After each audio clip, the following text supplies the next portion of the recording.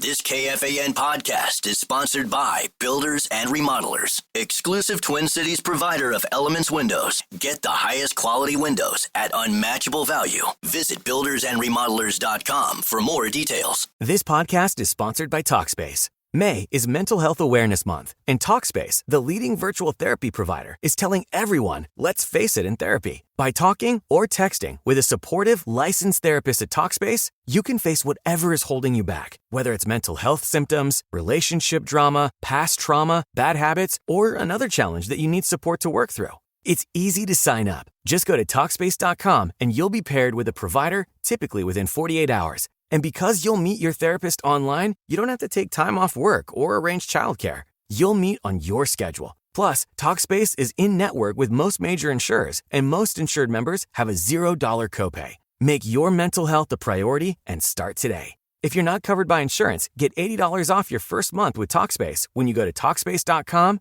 and enter promo code SPACE80. That's SPACE80. To match with a licensed therapist today, go to Talkspace.com and enter promo code SPACE80.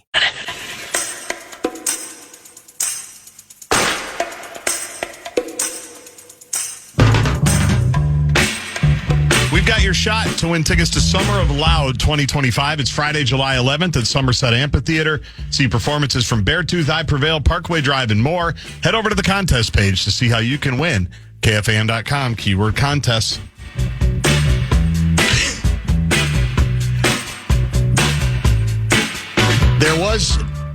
I'm learning via the text line that the best approach regarding the fork in the road was the third, ignoring it. I've played this game for so many years. If I wanted to be on the debate team for pro-conspiracy, I can play it as easily as anybody. I understand how it's done. For every legitimate pushback on a given conspiracy nugget, there's always a comeback. Well, they didn't want to make it too obvious that year to help Jordan because they've helped him before. You know, they bailed him out when he had that betting scandal when he left to play baseball for a couple years to take the heat off. Yeah. They couldn't come back that fast and help him again. Well, I was also going to add, I can't remember if he had just gotten done with the Wizards or he was the owner of the Wizards before he went back to playing, but I have a vivid memory of him sitting with the first overall pick, Kwame Brown, when he was that's right, like the part owner or whatever before I think he ended up going back to play for the Wizards at that point, but they did help him out and he decided to draft Kwame Brown. So they figured he didn't deserve another chance? Instead of Pau Gasol, Jason Richardson, I'm just looking at some other names, Joe Johnson, Richard Jefferson. There were a lot of good players there. And he drafted Kwame, the high school kid, who had a decent run in the NBA. Decent, not great. Not great, not number one overall pick worthy. I'll get to a couple of other interesting items on this as well. Negotiating right now with the deal service work. You know how that works? Car dealers service work. Sure. Now it's all automated where they text you and they, constantly. Yeah. And my head is already, as it usually is, is spinning. Where's another good one regarding Michael? Oh, no. Well, I don't want to do the Michael one, but where did it go? There's a couple people bitter with Mitch, noting that you had did I favorite it? No, unfortunately, I didn't. Something to the effect of he's saying, well, does Mitch realize that basically a number of teams that weren't most active tankers, that it was that the way the odds were set up, there's every reason to believe that they could move up the way they did. But I think that's part of his point on whether you're better off. I don't think there is a good answer to this. So then you're back to, are you better off scrapping it, just eliminating the system and going back to worst record, we'll get the first pick. Now, you're back to the original problem, which is the worst teams are probably going to tank again because now there's certainty associated with having the worst record, right? But there's a part of me that says for those, I don't know, several teams. I don't even know if I care about them enough to be all that worried about them. What I don't like now is the ease with which, teams that really shouldn't even be in this mix at all get to move up as often as they do, to the degree that they have, including, in this case, the Dallas Mavericks. I'm almost ready to throw up my hands and say, unless somebody can come up with a better system, forget it. Now, I've heard, speaking of Sirius XM NBA, Frank Isola's idea is, and I don't know if it was his or he heard it from somebody else, regardless, I'll see if I can convey it, is here's what you do. You have, each year you have, I don't know how you designate, let's say 4 tiers of draft. And if you may well, regardless of record, you might be in the first tier, and then you might end up having the number 1 overall pick even after winning an NBA title. But then you don't get another chance at that. In other words, it's all predetermined, having nothing to do with the outcome of any particular season. So there's no point in tanking. Certainly there's a chance that good teams are going to get even better. But on the other hand, everybody just sort of accepts it, and sooner or later if you're a bad team, you're going to be in the top tier with still an enhanced chance to then get the number 1 overall pick, and it just takes all the drama out of it.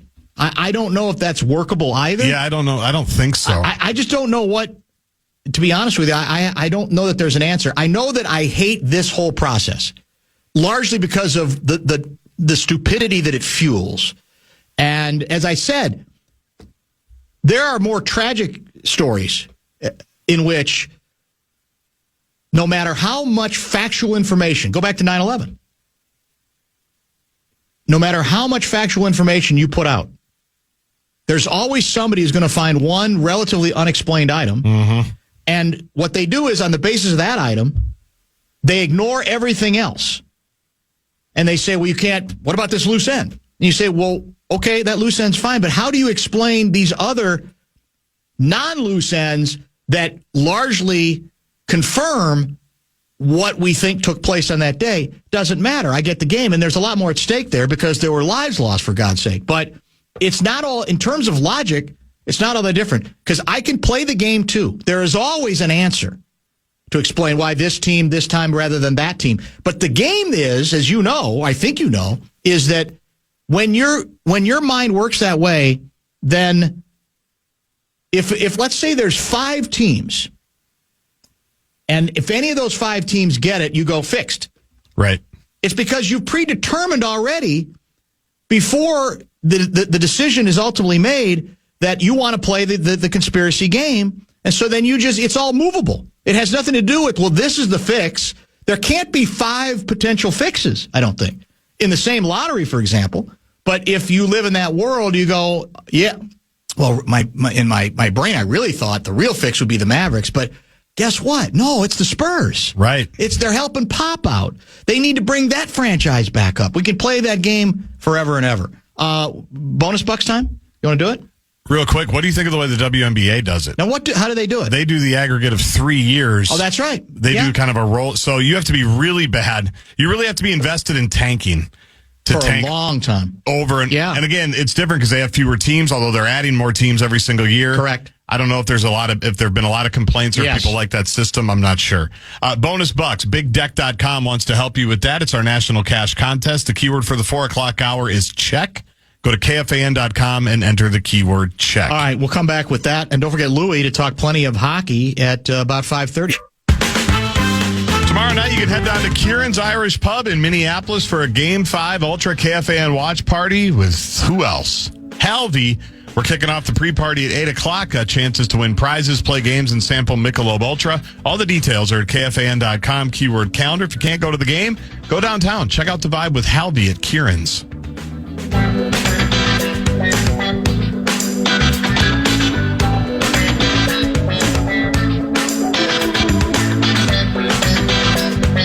How about this? The number of wins after you've been eliminated from clinching a playoff spot. Better teams will be eliminated later. Worse teams have incentive to play hard and try to win, but would be eliminated much earlier. That's Jeff in Aberdeen, South Dakota. I'm not even sure I understand that one.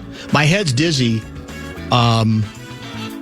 on all of these. You basically accrue equity for continuing to win after you've been eliminated. So then you're actually... So you'd have more of a chances. chance to get to the lottery. Yes, higher in the lottery. Okay. That's an interesting thought. It is, actually. Maybe now, as you translate it for me, because I wasn't understanding it. So then it's a strategy of we want to be eliminated in like January. Yeah. So you only tank for half the season, and then you really want to play hard to try to give yourself the best chance. The earlier you get eliminated, the more opportunities you have for wins. Absolutely. It's uncanny, I guess, how it works. So it's hard with hoops, though. How so? It's just because everybody says, well, the NFL, they don't really tank because it's harder to. Contracts aren't guaranteed. Right. Sometimes they can. They have sneakier ways to do it. And there's fewer games, right? It's a hard comparison to make, football and the NBA basketball, because it's so easy to tank in basketball. Yes, it is, unfortunately. They've tried to do a million different things with load management and integrity of the game and finding organizations. The Mavs. I mean, the Mavs got dinged for tanking. They got fined for it. I think like $500,000, didn't they? The year I don't even remember that 2 years ago, and then I think they used the pick for Lively. Yeah, you're right. Who was helpful to get them to the NBA Finals. Cuban all but confirmed it, right? Yes. Did he not? He basically said, "Well, we'll take the hit. That's fine. Whatever you need to do." Well, I remember Jason Kidd doing the press conference, basically saying Kyrie and Luka aren't playing, and that's the way it is. They absolutely tanked. Dan, the lottery was instituted because there were accusations of late-season tanking. Then when the Knicks won the first draft lottery, there were accusations of rigging. With conspiracists, it's heads I win, tails you lose. Exactly.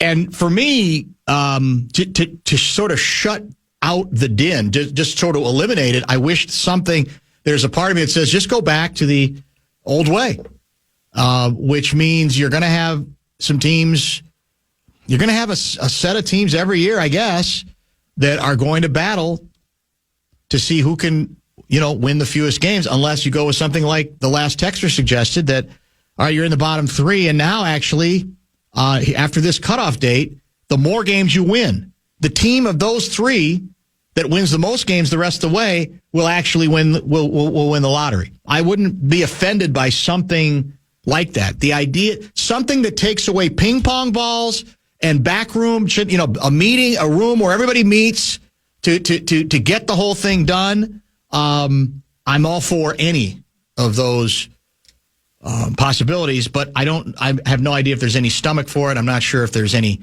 interest for it either.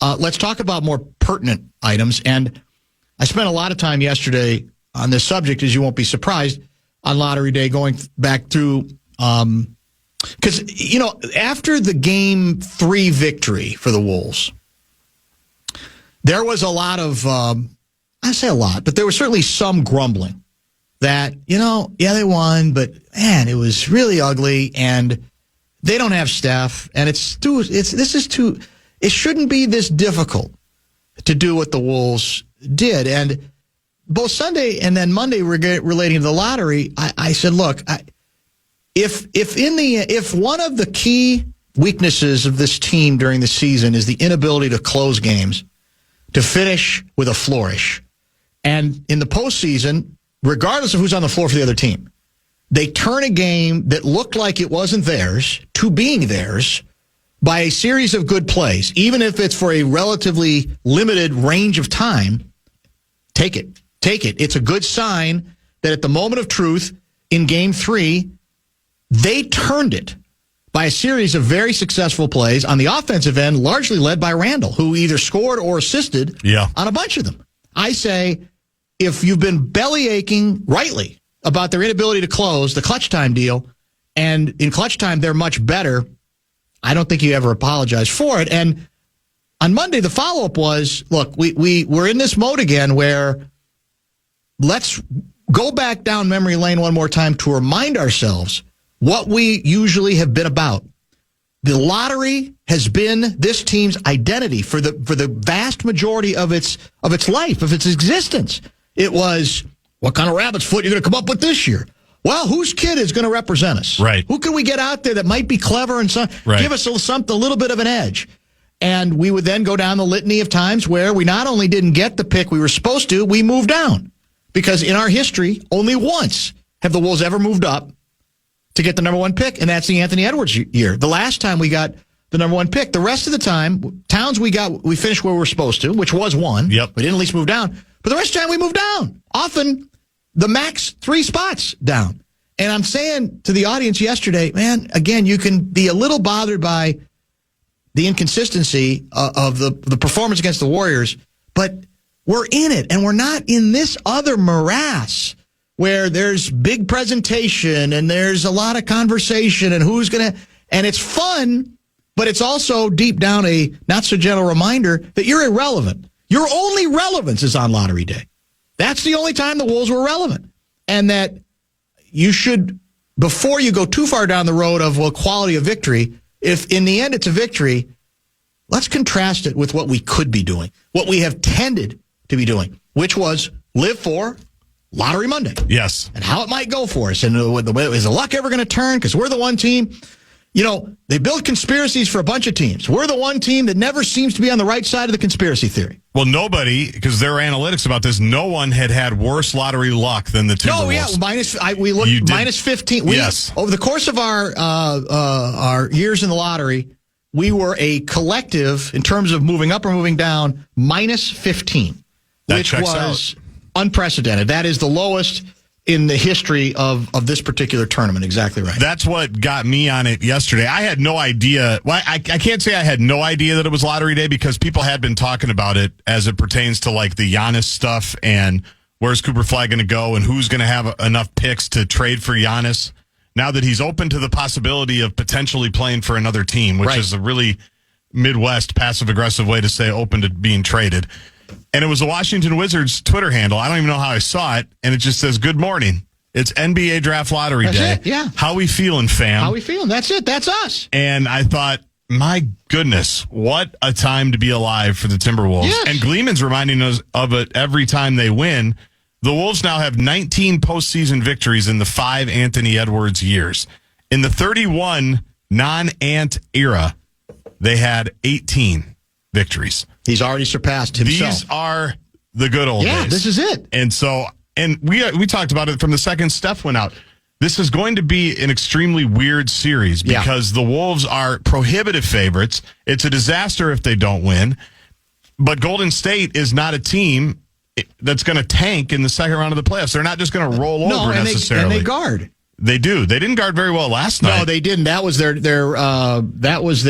biggest downfall yesterday. But they have been a challenge to score on. They have been a good defensive team until then. And they have a coach who's pushing a lot of right buttons. You know, they found some good role players that are coming out of nowhere to do stuff. Like, it was going to be a difficult series, even if you think it should be a boat race every game. There's more to get to on that particular subject, as I want to just try to get back a little bit on the proper clock maintenance schedule. Louis is going to join us in about an hour.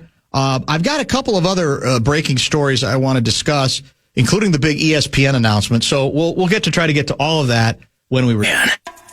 Carboni's Pizzeria wants to fuel your playoff party. You can visit one of their 30-plus locations to enjoy delicious pizza and get ready for the playoff run. Find your nearest Carboni's today at carbonispizza.com.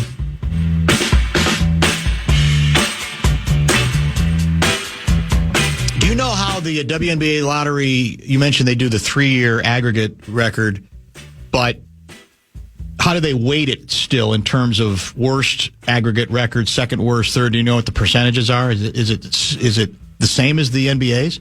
I do not know. Okay. I will try to look it up here, try to figure out exactly what it is. So the larger, and I think good for us, the more pertinent issue is the Wolves' condition, which is not participating in the lottery again this year. And with the devastating news regarding Jason Tatum, Achilles injury, surgery apparently already took place today. I think, is it not fair to say that George Allen, he didn't mean this about the Timberwolves, but it would apply. The former professional football coach who made a career out of mocking the very concept of draft choices and young players and rebuilding and nurturing a program over a period of years to get to the promised land. The George Allen mantra was the future is now. The Wolves' future is now.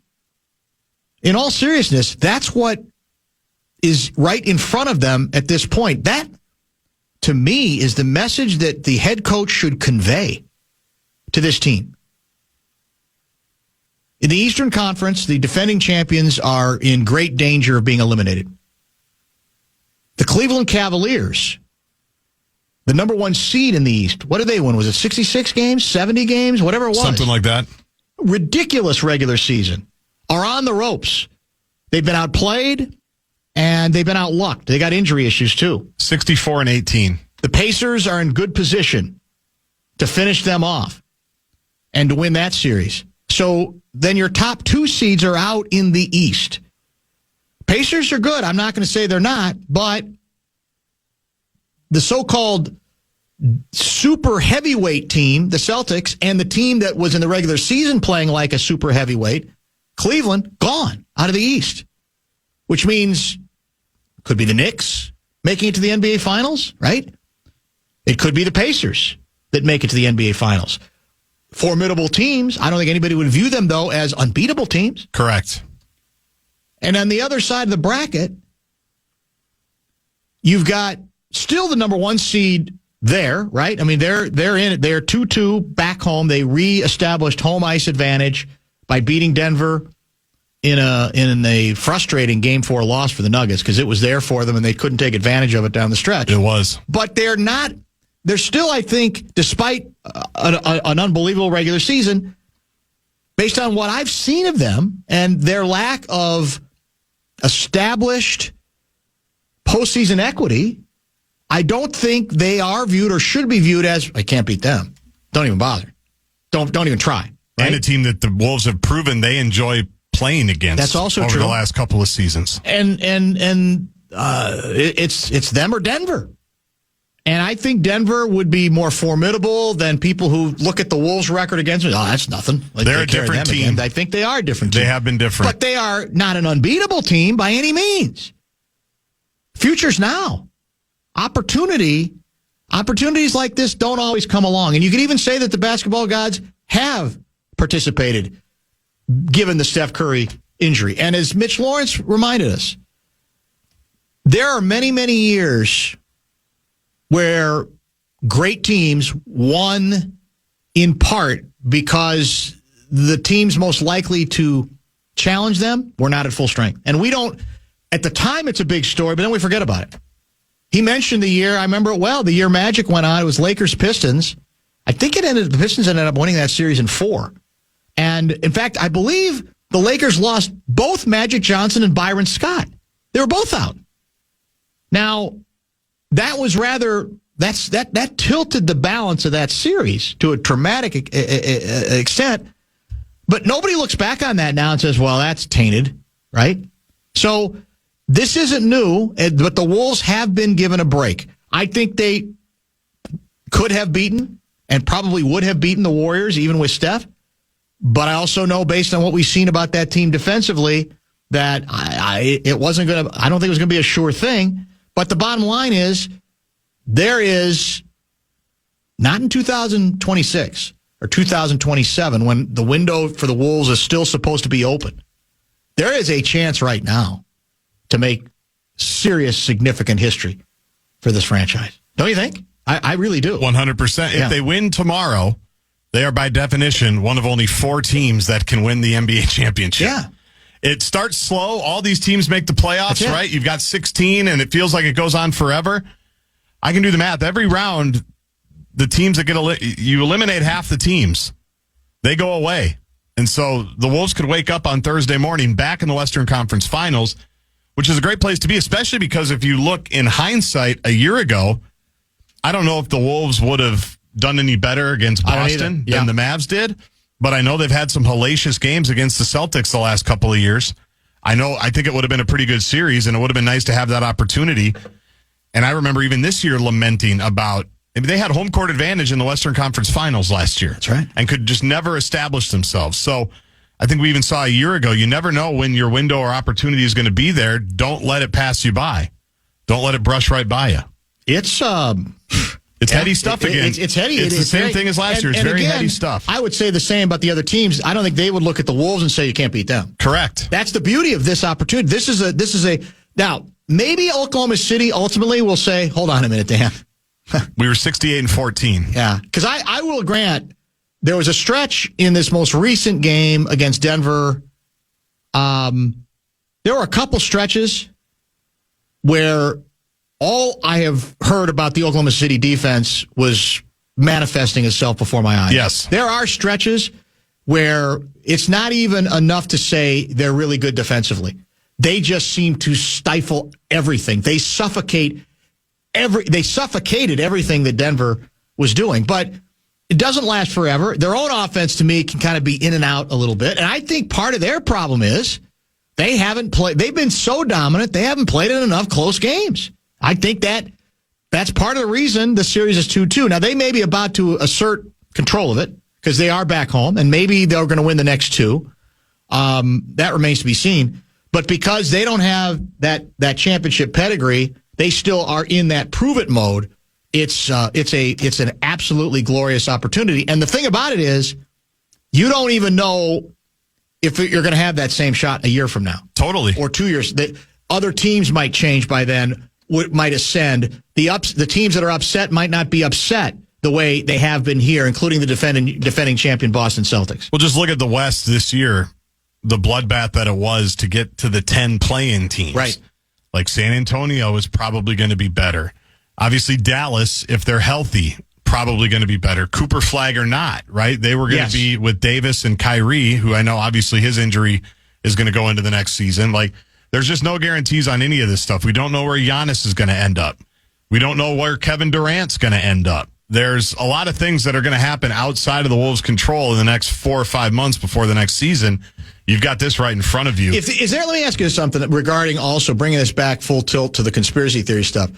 Does anybody have a website where they're completely transparent about and honest before the order is determined, where they go, okay, here's your connect the dot conspiracy primer, where if the Mavericks get the pick, here's your conspiracy. Yep. If the Spurs get the pick, here's what you go with.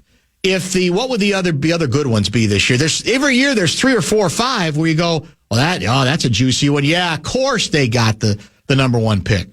Simmons does it a lot. There should be. Oh, does he? Yeah, there should be. I think, I'm trying to remember, he just did it with Russillo. I don't think he wrote it. I think he used to. But he would be the sicko to do that, Bill Simmons, and give you. And I think this year he actually did like a top 5, and he did have Dallas in that mix. He said the Dallas one. Because people did talk about it beforehand. Absolutely. Yeah. But again, one of the other conspiracy theory, this is where they don't match up, was, well, no, the Lakers wanted to do their own version of tanking because, not the Lakers, the Mavericks, because the new ownership has no interest in staying in Dallas. So they're not going to have their feelings hurt by reaction because they want to get the hell out of Dodge. Everything they do is to get the hell out of Dodge to go to Vegas. Yep. But the problem with that is it ain't going to happen, first of all. And secondly, then it wouldn't dovetail with they're going to get rewarded, because the reward would seem to indicate you're trying to solidify their chances to get people back in good graces with the fans again, right? Give the new ownership group a chance to put something else back together. I'm not as patient as I was in my younger days. You know, it happens when you get older. You start losing your patience a little bit more easily, I'm told. I try to be patient, but when people bring up relocation in the NBA, I can't do it anymore. I know. I can't do it anymore because it can't. Now, maybe we'll all eat crow. Maybe. Well, if we do, we do. But it's just so obvious that they want Seattle and they want Vegas as expansion teams. They don't want to move, especially out of a good market like Dallas. What was the vibe? I don't know if you were there long enough to pick up on this, because then you basically went to the game, got on a red eye. Probably took you just as long to get back to the airport as it did to fly back from. Actually, it was because the crowd had cleared out. Was that not too bad? It was really easy to get to the airport. What is the working theory today on the mysterious disappearance of Jimmy Butler? It's a great question. Two-prong. Well, Conspiracy? Draymond kind of dropped throwing it? That he was sick yesterday. Okay. Draymond did in his postgame and said, I know he wasn't feeling very well today. Somebody said Draymond was like, did another master's dissertation on analyzing the series and why the Wolves are in the position they were. Is that true? Yes, okay. And that they couldn't stop Ant, and once they get going, we've got to be better defensively, and we couldn't. And he started it with a very endearing apology to the whole media room for blowing them off after Game 3 and saying, that's the tricky thing with Draymond. Like, he does have it in him. You know what I mean? He is such an extreme. So we were saying the other day. I know. That's the maddening part.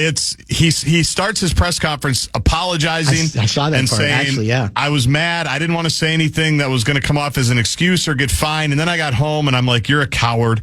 And I just apologized for everything. It's like, he's such a good guy. When he wants to be. But then he's also just a complete the same person. Lunatic. Yes. It's a fascinating deal.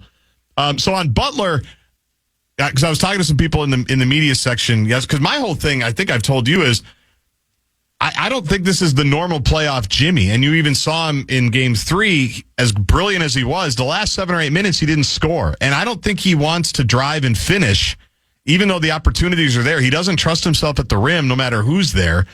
And there's a theory that he's worried about falling again and hurting himself, getting up in the air. Oh, the tailbone because issue? That I think is still probably bothering him a little bit. He's talked about that a little bit. But to be minus 30, minus 30, that's the worst of anybody that was on the court. Now, in fairness in him, he didn't get to play in the gong show that was the last 6 minutes of the fourth quarter. But was there an explanation from Kerr about, I felt like his patterns of sitting were different than they normally were. And that made me wonder, is he hurt? Was Kerr mad at him? I don't think he was mad. I think it's trying to steal minutes whenever you can. Yeah. That's what was with Game 1. He and Draymond sat a lot in the first half because they were up 20. Yeah. And he even talked about not chasing Game 2 because he didn't want to. They played a ton of minutes, obviously, through 7 games with the Rockets. It almost came off as, well, you wanted my big scoring game. I gave you the game before, and we didn't win. So I can't do that twice in a row. It's just, it was very, it was odd to me. For Jimmy, as much as we extol the virtues of Jimmy the Warrior, and no pun intended, and he goes after it, and he's a competitor, that wasn't, and I get it with him, it's I want to make the right play, but I felt like, I think, honestly, some of it was what I felt from the beginning of the series. I think he was bothered by often who was guarding him. I do. Totally. I think that was one of the advantages the Wolves have in every series is the number of wing people they can throw at really capable offensive players like Jimmy. They may not stop them, but a lot of the time they will bother them, and and most of those guys were taller than Jimmy. Yes. Which I think you could see got in his grill, and I think that got in his head a little bit. And he doesn't have Steph to take one of those guys away from him. That's the problem, is he is now easily the number one thing that you have to account for. Yes. And he wants to drive, and he wants to draw help, and he wants to kick it to people, and the Wolves don't necessarily have to help on him, because he doesn't want to finish at the rim very much. Like, he kind of does it reluctantly. He took that jumper over Rudy, in the second half. I think that might have been the last couple of points he scored. But when Steph is not there and they can put most of their attention on him, that's not how he is so far away from the alpha that we became accustomed to when he was here for that brief time. The stretches that he had in Philly, the stretches that he had in Miami. It was crazy to me. Clearly the edict came down from Kerr, whoever, the role guys, I thought, in the first half last night, whether it was Kuminga, your guy Pods, it's almost like you guys have to be way more aggressive. Like, what's Pod's shooting percentage for this series? It's not good. 8%? He was 3 for 14 last night, and he's really good at he's trying to get calls too, which isn't going to work. Right. In all honesty, because even Kuminga has been obviously great for them to keep them in it, but Water does find his level a little bit, even if he's going to go off and have 30 like he did a few nights ago.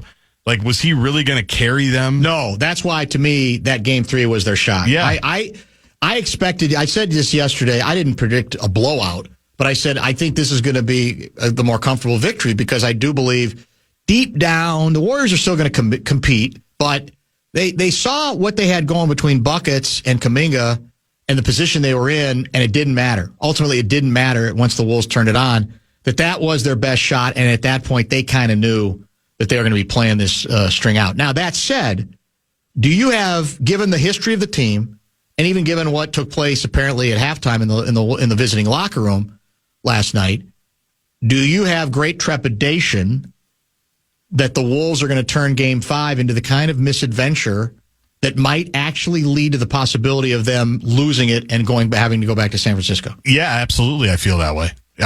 I will always, until completely proven otherwise, be skeptical of... Sounds like until they're hoisting the Lombardi Trophy. Exactly. Then you'll believe in it. The consistent maturity. Because even last night, the way they started the fourth quarter, they were begging the Warriors to get back into the game the first couple of minutes of the fourth quarter, but the Warriors didn't have enough last night. They were just giving it right back. Yeah, they both, as a comedy of errors. It was just a mess of a fourth quarter, and then it just became, we all know how this is going. We just have to play this game now. Like, we're not going to win it. You guys don't really want to put the boot on our throat anymore, and so we're just going to play this thing out. Did you meet Kreger's for cocktails? Did he go? No, he wasn't. Did he not go? Okay. Yeah. Well, if he did, I missed him. About it. Okay. I don't think he usually does the road games. He doesn't usually, yeah.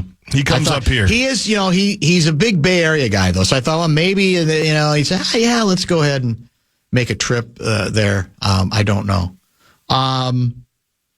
But I'm interested to see how tomorrow goes, because they're obviously, Jason and I walked out last night and Steph walked right by us. And I should have asked him, said, hey, how's the hammy? Is he limping? He didn't look like he was limping too badly. What's the jacket he's been wearing? I don't know. It's a nice jacket. The red one? Yeah. What's the logo? I don't know. I haven't gotten a good enough look. Is that like a designer logo? Probably. Is it? I thought it was it reminded me of a sports team logo, but I don't remember what team it would have been. I'll have to look. What do you think of the hat that says Bay Area upside down? Do you like the upside down script?